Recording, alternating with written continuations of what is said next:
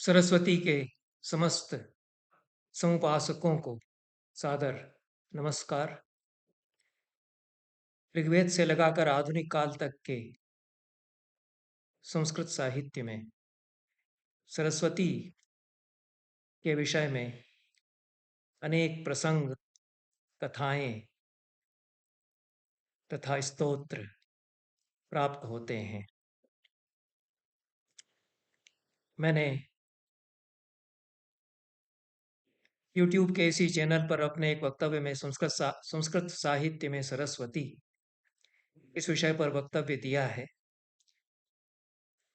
और सरस्वती के संबंध में अत्यंत रमणीय स्तुतियां, स्तोत्र काव्य तो मिलते ही हैं, पर सरस्वती को लेकर कतिपय रोचक प्रसंग भी संस्कृत के कवियों ने निरूपित किए हैं।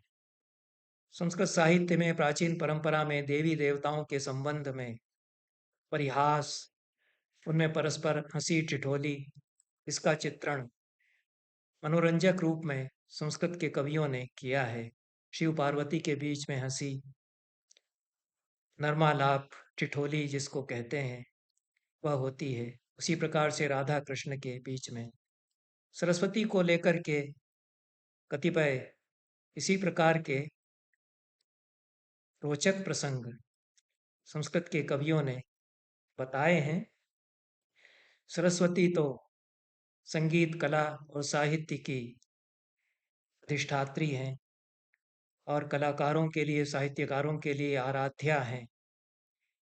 जो वाणी है उसी की वे अधिष्ठात्री हैं और वाणी से ही समस्त सृष्टि का जन्म होता है। तदनुसार सरस्वती आद्या प्रकृति हैं समस्त वाङ्मय की, और उनको उनकी विग्रह के रूप में परिकल्पना करके और उनका तदनुसार निरूपण भी संस्कृत के कवियों ने और आचार्यों ने किया है। राजशेखर ने काव्य मीमांसा में काव्य पाठ किस क्षेत्र के लोग किस प्रकार से करते हैं, इसके बारे में विस्तार से चर्चा की है। कविता को पढ़ने की पद्धति अलग अलग देश काल में, अलग अलग क्षेत्र के काव्य पाठकों की, कविता पढ़ने वालों की, या जो कविता कवि सुनाते हैं उनके काव्य पाठ की अलग अलग प्रकार की प्रकृति हुआ करती है। और काव्य पाठ जो अच्छा करना जानता है, सरस्वती तो उसी पर वास्तव में रीझती हैं, प्रसन्न होती हैं। पठितुम वेत्ति यः स परम तस्य सिद्धा सरस्वती। राजशेखर कहते हैं कि प्रतिभा होने पर अच्छी कविता सब लिख लेते हैं, पर कविता को पढ़कर सुनाना, पाठ करना, वह सबको नहीं आता है। और जिसको अच्छा पाठ कविता करने का आ गया, सरस्वती उसके लिए मुस्काती हैं। इसलिए काव्य पाठ करना जानना चाहिए। और यदि पाठ में अस्पष्टता हो गई कि कोई व्यंजन, कोई स्वर लुप्त हो गए, ह्रस्व का दीर्घ उच्चारण हुआ, आकार का ओकार उच्चारण हुआ, तो शुद्ध पाठ नहीं कहलाएगा, विस्पष्ट पाठ हो जाएगा। गौड़ देश के लोग अस्पष्ट पाठ कुछ करते हैं, ऐसा राजशेखर कहते हैं। और सरस्वती चिढ़ जाती है इस प्रकार के पाठ से। इस पर एक चुटकुला सा राजशेखर ने बनाया है। इसको किसी का अनादर नहीं मानना चाहिए। गौड़ देश बंगालियों के लिए, बंगाल के लोगों के लिए प्राय आता है। गौड़ देश के निवासी, उनकी अपनी पाठ पद्धति है और वह वहाँ बड़ी लोकप्रिय है। उनको उसी प्रकार से पढ़ना अच्छा लगता है। भोजन को भोजोन कहते हैं या रसगुल्ला को रोशोगुल्ला, इस प्रकार से कहते हैं। वह वहाँ की अपनी उच्चारण की रीति है और वह देश देश में जो प्रचलित रीतियां हैं, लोक व्यवहार तदनुसार उनका निर्धारित होता है। पर अन्य देशों के लोग कुछ हंसी कर सकते हैं इसको लेकर के, और वह अनादर नहीं माना जाना चाहिए। वो एक तरह से चुटकुला एक राजशेखर ने सुना, उसमें अपनी काव्य मीमांसा में प्रस्तुत किया है, यह बताते हुए कि गौड़ देश के जो कवि हैं उनका पाठ बहुत स्पष्ट नहीं होता है और बहुत सुसमंजस नहीं होता है, सुश्लिष्ट नहीं होता है, और बहुत कोमल और बहुत रूखा भी यद्यपि नहीं होता है, बहुत मंद्र भी नहीं होता है, बहुत ऊंचा भी नहीं होता है। ऐसा बाड़व पाठ गौड़ देश के लोगों का होता है, बड़वा के रंभाने की तरह उनका पाठ हुआ करता है, ऐसा वे कहते हैं। पर उसमें जो कुछ अस्पष्टता आ जाती है और कई शब्द पूरे नहीं सुनाई पड़ते हैं, ऐसे पाठ से सरस्वती खिन्न हो जाती है। तो एक श्लोक उन्होंने राजशेखर ने यहाँ पर प्रस्तुत किया है। ब्रह्मन विज्ञापयामि त्वाम स्वाधिकार जिहासया। सरस्वती ब्रह्मा के पास जाती हैं और कहती हैं कि मैं स्वाधिकार जिहासा के साथ निवेदन करती हूँ, अपना पद छोड़ने की इच्छा के साथ आपसे कुछ प्रार्थना कर रही हूँ, मतलब इस्तीफा दे रही हूँ। सरस्वती के पद से मैं त्याग पत्र देती हूँ, अपना पद त्यागती हूँ। यदि आप गौड़ देश के लोगों का श्लोक पाठ बंद नहीं करते हैं तो गौड़स त्यजतु वा गाथा मन्या वास्तु सरस्वती। या तो गौड़ देश के लोग गाथा पढ़ना छोड़ दें, या और किसी सरस्वती को आप नियुक्त कर दीजिए मेरे स्थान पर, मैं सरस्वती रहना नहीं चाहती। ऐसा यह कुछ हंसी में मजाक में कहा गया है, यह बताने के लिए कि मध्य देश के लोगों का उच्चारण मानक माना जाता है। आर्यावर्त के लोग, मध्य देश के लोग जो हैं, उनका संस्कृत श्लोकों का उच्चारण परिशुद्ध और प्रामाणिक माना जाता है, और दक्षिण में उच्चारण, गौड़ देश के लोगों का उच्चारण तदनुसार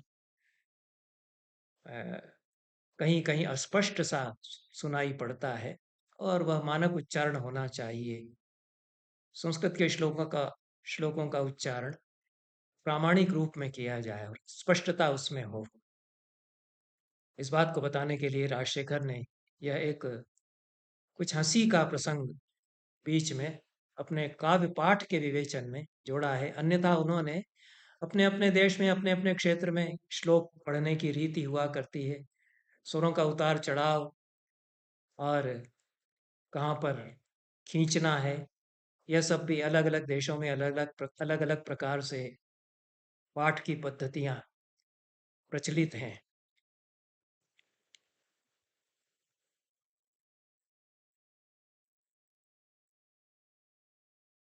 अन्य कवियों में बाणभट्ट ने सरस्वती के संबंध में रोचक कथा दी है। यह कथा बाणभट्ट की वंश परंपरा में कही जाती रही होगी कि उनका जो वत्स वंश है, वात्स्यायन वंश में वे उत्पन्न हुए थे। तो वत्स उनके आद्य पुरुष हैं उस वंश के। वह कैसे वंश का प्रादुर्भाव हुआ, इसकी कथा वो सरस्वती से जोड़ते हुए उन्होंने एक कथा उनकी वंशावली बताने के लिए दी है। कथा इस प्रकार है कि ब्रह्मलोक में सामगान हो रहा था। तो दुर्वासा सामगान कर रहे थे, परम क्रोधी दुर्वासा ऋषि, और उनसे सामगान में कहीं अस्पष्टता हो गई। तो जहाँ पाठ में अस्पष्टता होती है, सरस्वती उसको अन्यथा लेती हैं, सरस्वती उससे प्रसन्न नहीं होती। दुर्वासा ऋषि थे तो उनके लिए क्रोध तो क्या करती, वे तो स्वयं बड़े परम क्रोधी महर्षि हैं। और थोड़ा सा हंस पड़ी सरस्वती। उनको हंसते देख करके दुर्वासा का क्रोध भड़क उठा, और उन्होंने अपने पिता के मना करने पर भी, ब्रह्मा के मना करने पर भी, वो सावित्री जो सरस्वती की सखी थी, उनके बार बार प्रार्थना करने पर भी सरस्वती और सावित्री दोनों को शाप दे डाला कि तुम लोग दोनों मर्त्यलोक में अधपतित हो जाओगी। सरस्वती बहुत दुखी हुई। ब्रह्मा ने उनको समझाया कि जब पुत्र की प्राप्ति हो जाएगी तब तुम पुनः ब्रह्मलोक में वापस आ जाओगी। सरस्वती का मर्त्यलोक में अवतरण हुआ। उनको च्यवन के पुत्र दधीच ने देखा, उन पर मुग्ध हुए, उनसे विवाह हुआ, उससे सरस्वतेय का जन्म हुआ। और सरस्वती की एक सखी अक्षमाला, उससे वत्स नामक ऋषि का जन्म हुआ, और उससे वात्स्यायन वंश चला।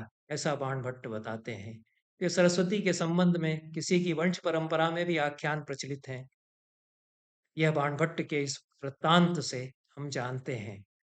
सरस्वती को लेकर के बहुत प्रतीकात्मक और सुंदर कथा राजशेखर ने ही काव्य मीमांसा में दी है। उस कथा में काव्य पुरुष की उत्पत्ति कैसे हुई यह बताया गया है, और यह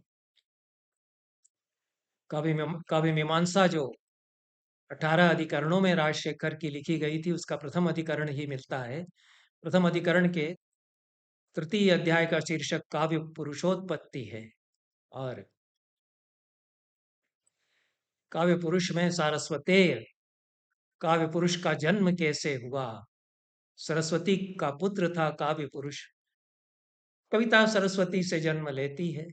इसको प्रतीक के रूप में राजशेखर ने बताते हुए कहा कि सरस्वती का पुत्र सारस्वतेय या काव्य पुरुष था। कैसे उसका जन्म हुआ, बताते हैं कि सरस्वती ने पुत्र की कामना से तुषारगिरी या हिमालय पर चिरकाल तक तपस्या की। पुरा पुत्री यंती सरस्वती तुषार गिरौ तपस्यामास। विरिंची या ब्रह्मा ने प्रसन्न होकर के कहा कि तुम्हारे पुत्र उत्पन्न होगा, तुम्हारे लिए मैं पुत्र की सृष्टि करूंगा। और काव्य पुरुष का जन्म हुआ सरस्वती से। काव्य पुरुष ने जन्म लेते ही सरस्वती का अपनी माता का ही स्तवन किया। बहुत सुंदर स्तुति काव्य पुरुष के द्वारा सरस्वती के लिए कराई गई है यहाँ। यदेतद् वाङ्मयं विश्वमर्थ्य यदेतद् वाङ्मयं विश्वमर्थमूर्त्या विवर्तते। यदेतद् वाङ्मयं विश्वम अर्थमूर्त्या विवर्तते। सोऽस्मि काव्य पुमानंब पादौ वंदे यतावकौ। वाङ्मय रूपी विश्व अर्थ के रूप में विवर्तित होता है जिसके द्वारा, वही काव्य पुरुष मैं हूँ। इसमें पूरा जो व्याकरण दर्शन है वह भी आ गया, क्योंकि काव्य पुरुष बोल रहा है। तो शब्द ब्रह्म का विवर्त है यह सृष्टि, अर्थ रूप जो सृष्टि है वह शब्द ब्रह्म का विवर्त है। तो जिसके कारण यह वाङ्मय विश्व अर्थ के रूप में विवर्तित होता है, विवर्त के रूप में प्रकट होता है, वही यह काव्य पुमान काव्य पुरुष में हूँ। मैं आपके चरण कमलों में वंदन करता हूँ। ऐसा जन्म लेते ही काव्य पुरुष ने शिशु के रूप में सरस्वती का स्तवन किया। सरस्वती माता के रूप में लाड़ करने लगी, वात्सल्य से भर करके अंक में उन्होंने लिया। ससम मदम अंक पर्यंके नादाय तमुद लापयत, ऐसा कहते हैं राजशेखर। उनके वर्णन में सरस्वती कहती हैं, वत्स सच्छंदस काया गिरह प्रणेता। छंदोमयी वाणी के प्रणेता तुम हो हे वत्स। और वाङ्मय रूपिणी जो अपनी माता है उसका सुंदर स्तवन तुमने किया है। और इतना सुंदर स्तवन तुमने किया है कि मैं पराजित जैसे हो गई। प्रशस्यतमं चेदमुदाहरन्ति यदुत पुत्रात् पराजयो द्वितीयं पुत्र जन्म इति। पुत्र से पराजित होना द्वितीय पुत्र जन्म के समान आनंददायक होता है। तुमने मुझे जीत लिया अपनी सुंदर स्तुति से, मेरा मन हर लिया, जीत लिया तुमने मेरा मन। पुत्र से पराजित होना परम आनंद की बात है, द्वितीय पुत्र जन्म के समान आनंददायक है। ऐसा सरस्वती अपने पुत्र सारस्वते या काव्य पुरुष से कहती है। इस प्रकार से यह प्रतीकात्मक कथा है कि सरस्वती का पुत्र काव्य पुरुष है, और सरस्वती उससे कहती है कि तुमसे पहले के जो ऋषि थे, विद्वान थे, उन्होंने गद्य में ही अपने प्रवचन किए, पद्य रचना उन्होंने नहीं की। काव्य पुरुष तुम्हारे जन्म के साथ ही पद्य रचना का प्रवर्तन होगा, कविता रची जाएगी, पद्य रचे जाएंगे। और फिर काव्य पुरुष के विग्रह का वर्णन करती है सरस्वती। इस पर मैं पहले चर्चा कर चुका हूँ। शब्दार्थौ ते शरीरम संस्कृतम मुखम प्राकृतम बाहु जघनमपवृंशा पैशाचम पादो उरो मिश्रम समः प्रसन्नो मधुर उदार ओजस्वी चासी। शब्द और अर्थ तुम्हारा शरीर है, यही साहित्य का काव्य का लक्षण है। शब्दार्थौ काव्य शरीरम, शब्दार्थौ सहितौ काव्यम। तो शब्द और अर्थ तुम्हारा विग्रह या शरीर है। संस्कृतम मुखम प्राकृतम बाहु इत्यादि पूरा विग्रह या शरीर के विभिन्न विभिन्न अंगों का वर्णन करती हैं सरस्वती। और अलंकार अनुप्रास उपमा आदि तुमको अलंकृत करते हैं। प्रश्नोत्तर प्रबंधिका आदि तुम्हारी वाक केलियां हैं, वाणी की केलियां हैं। छंद तुम्हारे रोए हैं, रस तुम्हारी आत्मा है। इस प्रकार से तुम्हारी वाणी में उक्ति का माधुर्य है, ऐसा कहती हैं। और श्रुति भी तुम्हारा स्तवन करती है, ऐसा कहती हुई चत्वारि श्रृंगाः त्रयोस्य पादाः ऋग्वेद के इस मंत्र को सरस्वती उद्धृत करती हैं। और इस ऋग्वेद के इस मंत्र के अनेक अर्थ किए गए हैं। राजशेखर के अनुसार सरस्वती के द्वारा कहा गया यह मंत्र काव्य का वर्णन करता है, काव्य के विग्रह का वर्णन करता है। इस प्रकार से स्वयं सरस्वती ने काव्य पुरुष जो शिशु के रूप में जन्मा उसकी प्रशस्ति की। उसको नदी के किनारे पर लिटा करके वे स्नान करने चली गई। और उशनस उशना ऋषि ने, जिनका दूसरा नाम शुक्र है, वे वहां से निकलते हुए वे वहां से निकल रहे थे, जा रहे थे, तो उन्होंने सुंदर एक शिशु को लेटा हुआ देखा। उसके आसपास कोई नहीं था। उनको लगा कि अनाथ बच्चा है, उन्होंने उसको उठा लिया और अपने आश्रम में उसको ले आए। सरस्वती स्नान करके निकली, अपने बच्चे को ढूंढती रही। इधर उशनस ऋषि शुक्राचार्य उस काव्य पुरुष बालक को लेकर के अपने आश्रम में आ गए। जैसे ही उन्होंने उसको उठाया, उशनस की भी स्तुति उस काव्य पुरुष ने की। उनसे कहा सरस्वती का वर्णन करते हुए, या दुग्धापि न दुग्धेव कविभिर्दोग्ध्रिभिरन्वहम् या दुग्धापि न दुग्धेव कविभिर्दोग्ध्रिभिरन्वहम् रति न सन्निधत्तां सा सूक्ति धेनु सरस्वती। जिसको कितना ही दोहन करते रहे कविजन, फिर भी पूरा दोहन जिसका नहीं किया जा सकता, ऐसी सूक्तियों रूपी जो कामधेनु है, वह हमारे हृदय में सरस्वती के रूप में निवास करती रहे। ऐसा उशनस से या शुक्राचार्य से काव्य पुरुष ने कहा। उशनस की कवि वाणी प्रवृत्त हो गई और वे कवि हुए, आद्य कवि हुए। तथा प्रभृति तम उशनसम संतः कविरित्याचक्षते। जैसे ही काव्य पुरुष ने सरस्वती हमारे हृदय में, आपके हृदय में विराजमान रहे, ऐसा उनसे कहा। और उसको सुनते ही उशनस के भीतर से काव्य की प्रवृत्ति हुई, तो वे कवि कहलाए। और उशनस यदि कवि हैं तो उनके होने से शेष पद्य रचना करने वाले जो मेधावी हैं वे भी कवि कहलाए। इस प्रकार से यह प्रतीकात्मक आख्यान चलता है। कवि परंपरा किस प्रकार से शुक्र जो आद्य कवि हैं उनसे निकल पड़ी, प्रवर्तित हुई। इधर सरस्वती अपने काव्य पुरुष पुत्र को खोजती रही और विलाप करने लगी। जब वे विलाप कर रही थी तब वाल्मीकि मुनि ने उनको देखा और वे अपने आश्रम में उनको लेकर के आए, आश्वासन दिया उनको। वाल्मीकि को देख करके सरस्वती वात्सल्य से भर गई और वाल्मीकि को भी उन्होंने कल्याण हो तुम्हारा आशीर्वाद दिया और छंदोबद्ध वाणी तुम्हारे हृदय से निकलेगी, ऐसा कहा। तत्पश्चात वाल्मीकि ने भी निषादविद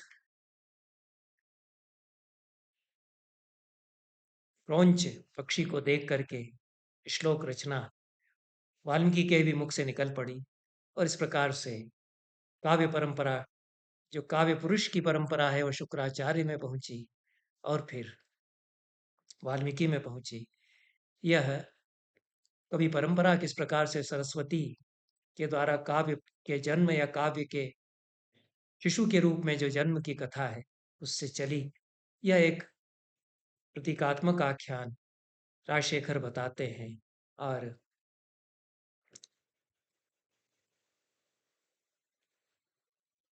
शुक्राचार्य पहले कवि हुए, उशना, फिर वाल्मीकि दूसरे कवि हुए। उसके पश्चात रामायण की रचना के पश्चात यह परंपरा व्यास में पहुंची और द्वैपायन व्यास ने शत सहस्री संहिता महाभारत का प्रणयन किया। इस प्रकार से कवि परंपरा आगे बढ़ती रही और यह जो प्रतीकात्मक आख्यान है यह आगे बढ़ता है। काव्य पुरुष वापस अपनी माता सरस्वती से मिल जाता है और वापस ब्रह्मलोक में दोनों पहुंचते हैं। पर काव्य पुरुष का तो मर्त्यलोक के लिए मन ललचाता रहता है, तो मर्त्यलोक जाने के लिए हठ करता है, उसको रोकते हैं। ब्रह्मलोक में देवतागण, सरस्वती भी, वह चिढ़ करके चल पड़ता है, क्योंकि कविता तो मर्त्यलोक में ही रची जाएगी। काव्य पुरुष, काव्य विग्रह धरती पर ही रमेगा। इस प्रकार से काव्य पुरुष फिर धरती पर आ गया, मर्त्यलोक में आ गया। सरस्वती उसको फिर खोजने लगी। तब गौरी ने देखा कि हमारा पुत्र कार्तिकेय भी अपने मित्र काव्य पुरुष के चले जाने से दुखी हो रहा है। काव्य पुरुष जा रहा है तो उसको रोकने के लिए मैं क्या करूं? इसका विवाह यदि हो जाए तो यह रुका रहेगा। तो उन्होंने साहित्य विद्या रूपिणी वधु से उसका परिणय कराया। काव्य पुरुष का साहित्य विद्या वधु से परिणय हुआ। ये दोनों साथ साथ रहने लगे। साहित्य विद्या जो काव्य शास्त्र है, साहित्य को समझने का काव्य को समझने का शास्त्र है, और काव्य जो कविता है, काव्य की पुरुष के रूप में कल्पना और साहित्य शास्त्र की वधु के रूप में कल्पना, इन दोनों का गठबंधन बना रहे, ऐसा राजशेखर इस कथा के द्वारा बताना चाहते हैं। तो काव्य पुरुष का साहित्य विद्या वधु से परिणय हुआ, तब से दोनों साथ रहते हैं। यह एक कथा कुछ प्रतीकों के माध्यम से राजशेखर बताते हैं किस प्रकार ब्रह्मलोक से यात्रा आरंभ होती है। ब्रह्मलोक तो हमारे चित्त में, हमारे गह्वर में है। वहीं सरस्वती का वास है, वहीं सावित्री है और वहीं काव्य का जन्म होता है। यह सब प्रतीकात्मक आख्यान है। यह रचना प्रक्रिया को भी यह आख्यान पूरा बताता है। और इसको विस्तार देते हुए राजशेखर ने किस प्रकार से अवंती, दाक्षिणात्य, पांचाली, गौड़ी, ये रीतियां, प्रवृत्तियां, उनका जन्म हुआ। अलग अलग देशों में साहित्य विद्या वधु और काव्य पुरुष उसका वर, इन्होंने भ्रमण किया, ये घूमते रहे। उनका कवियों ने अनुगमन किया, वहाँ की महिलाओं ने अनुगमन किया, तो प्रवृत्तियां और रीतियों का जन्म हुआ। इस प्रकार से साहित्य का प्रचार प्रसार हुआ।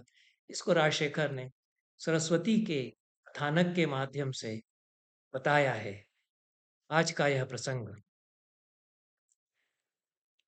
इतना ही कहकर के समाप्त करते हैं। सभी को बहुत बहुत धन्यवाद। नमस्कार।